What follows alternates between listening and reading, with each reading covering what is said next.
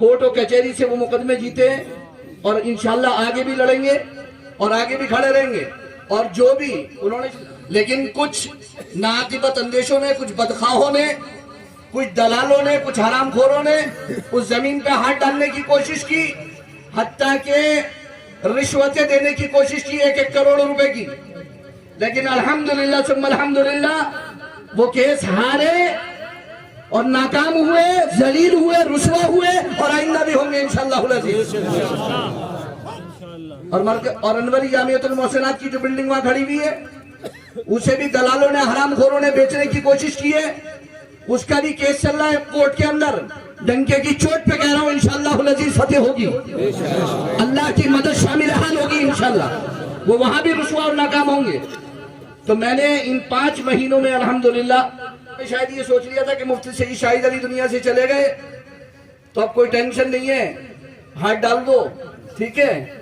अल्लाह का शुक्र है अभी सईद शाहिद अली जिंदा है, अभी सईद शाहिद अली अभी जिंदा है, ठीक है। सईद शाहिद अली बज़ाहिर दुनिया से गए, वो बेवकूफ और नादान है जिन्होंने ये सोच लिया कि वो चले गए। वो चले नहीं गए, उनकी रहमत, उनकी वजह से जो रहमत मिल रही थी, उनकी वजह से जो बरकतें मिल रही थी, वो बड़ी है, घटी नहीं है। वो बड़ी है, घटी नहीं है अल्हम्दुलिल्लाह, ठीक है।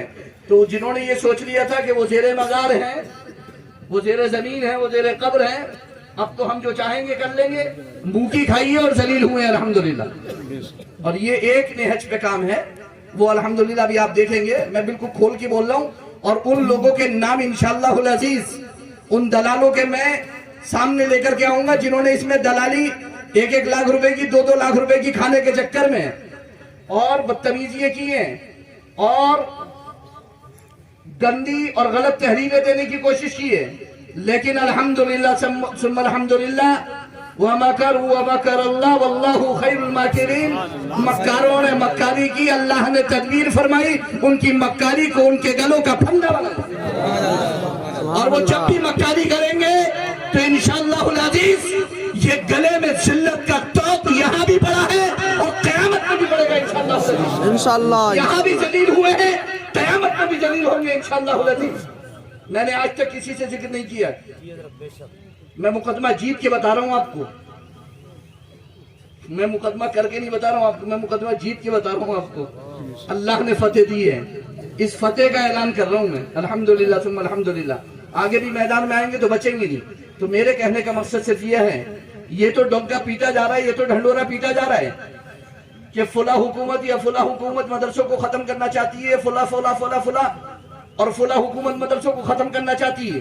मगर ऐसे हरामखोरों का आप क्या करेंगे? ऐसे मुसलमानों का आप क्या करेंगे? उन हरामखोरों का जो अपनी दलाली के चक्कर में मदरसों के पीछे पड़े हुए हैं, जो मस्जिदों की संपत्ति बेच बेच के अपने बच्चों को पाल रहे हैं, जो कब्रिस्तानों की जमीनों पर कब्जा करे हुए, जो मदरसों की जमीनों पर कब्जा करे हुए, जो मस्जिदों की जमीनों पर कब्जा करे हुए।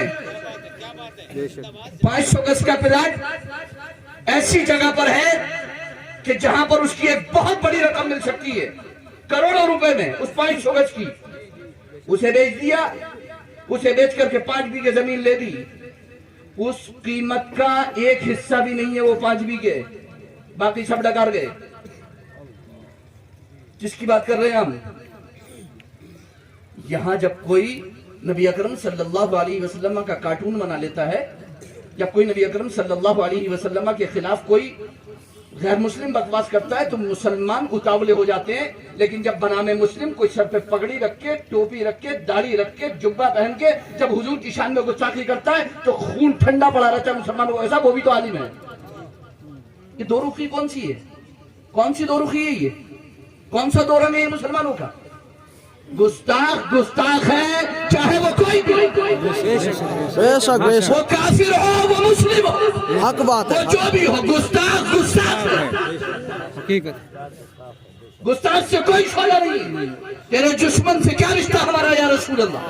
तेरे दुश्मन से कोई रिश्ता नहीं है या रसूल हमारा। बेशक बेशक, ये मोबाइल थोड़ा इधर को करो। आप इस किताब को पढ़ेंगे, कुर्बानी का सही इस्लामी तसव्वुर। मैंने एक शख्स की वीडियो का इसमें एक हवाला दिया है, उसने अपनी वीडियो में बकवास की थी, कुर्बानी पे पिछले साल की थी। मैंने उसकी वीडियो रिकॉर्ड करके रखी اور الحمدللہ اس بقرہ عید پر یہ باقاعدہ چھپ گیا الحمدللہ، اعلان اخبار میں بھی چھپا، اور اب ماشاءاللہ کتاب کی شکل میں یہاں پر موجود ہے۔ 64 صفحے کی کتاب ہے قربانی کا صحیح اسلامی تصور۔ اس نے جو بکواس کی تھی کہ ملوں نے گوشت کھانے کا انتظام کر رکھا ہے، ملوں نے گوشت کھانے کا انتظام کر رکھا ہے، قربانی وروانی کچھ نہیں ہے اسلام میں، یہ اس کا جواب ہے۔ اور دوسرا اس نے کہا کہ اسلام میں داڑھی واڑی کچھ نہیں ہے، مفتیوں نے داڑھی گھسڑ دی ہے اسلام میں، اسلام کا داڑھی سے کوئی تعلق نہیں ہے۔ اور پھر اس کے بعد کہا گیا کہ اسلام میں شادی شدہ زانی کی سزا رجم نہیں ہے، جبکہ صحیح احادیث کریمہ یہ بتاتی ہے کہ سزا رجم ہے، اور حتیٰ کہ بخاری کی حدیث یہ کہتی ہے کہ جو سزائے رجم کا انکار کرے وہ گمراہ ہے۔ صحیح بات۔ اور یہ کہا گیا کہ اسلام میں مرتد کی سزا قتل نہیں ہے، اور یہ کہا گیا کہ اسلام میں قضا نماز کا کوئی کانسیپٹ، کوئی تصور نہیں ہے، اور یہ کہا گیا کہ طلاق ثلاثہ کوئی چیز نہیں ہے، اور یہ کہا گیا کہ نکاح تحلیل جسے آپ حلالہ کہتے ہیں کوئی چیز نہیں ہے، یہ سب ڈھونگی ہیں، یہ سب ملوں نے اپنی پیٹ پوجا اور یہ سب اس کا انتظام کر رکھا ہے۔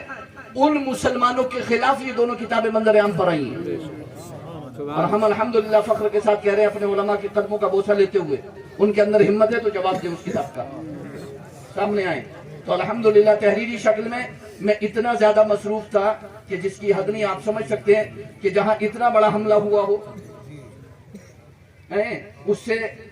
اس میں رہنا اور پھر اس کے ساتھ یہ کتابیں لے کے آنا میں خدا کا فضل سمجھتا ہوں۔ اور میں اب یہ نہیں کہہ سکتا کہ اللہ نے میرے وقت میں برکت نہیں دی، میں سوچتا تھا میرے والد ماجد علی رحمہ کے وقت میں اللہ نے بہت برکت دی تھی، اللہ نے ان کے صدقے میں میرے وقت میں بھی برکت دی ہے، اور وہ کتاب آپ کے سامنے موجود ہے۔ تو الحمدللہ ہر محاذ پہ کام چل رہا ہے، تو ادارے کو بھی مضبوط کیا جا رہا ہے، اس کی املاک کی حفاظت بھی کی جا رہی ہے، لٹریچر کے طریقے سے بھی سب کچھ کیا جا رہا ہے، لیکن صرف ایک چیز ہے، ہمارے ضلع کے اماموں کو اپنی ذمہ داریوں کو سمجھنا ہوگا، جو میں نے ابھی بتایا کہ مفتی ساجد صاحب اور مفتی طیب صاحب اور ہم سب لوگ بیٹھے ہوئے ابھی یہ پورا ایک پلان بنا رہے تھے کہ ہم انشاءاللہ ایک میٹنگ کریں گے، اور میں نے کہا بھی تھا، میں نے پریس والوں سے بھی کہا تھا، میں نے LIO سے بھی کہا تھا کہ میں جلدی میٹنگ کروں گا، لیکن عرس کی مصروفیت میں، کتاب کی مصروفیت میں اور دیگر مصروفیات کی وجہ سے وہ تھوڑا سا ڈیلے ہو گیا، لیکن وہ جلدی کریں گے۔ اماموں کی ذمہ داریاں اور ان کی ضرورتیں، یہ ایک ٹاپک ہے، اماموں کی ذمہ داریاں اور ان کی ضرورتیں۔ اماموں کی ذمہ داریاں کیا ہیں، ان کی ضرورتیں کیا ہیں؟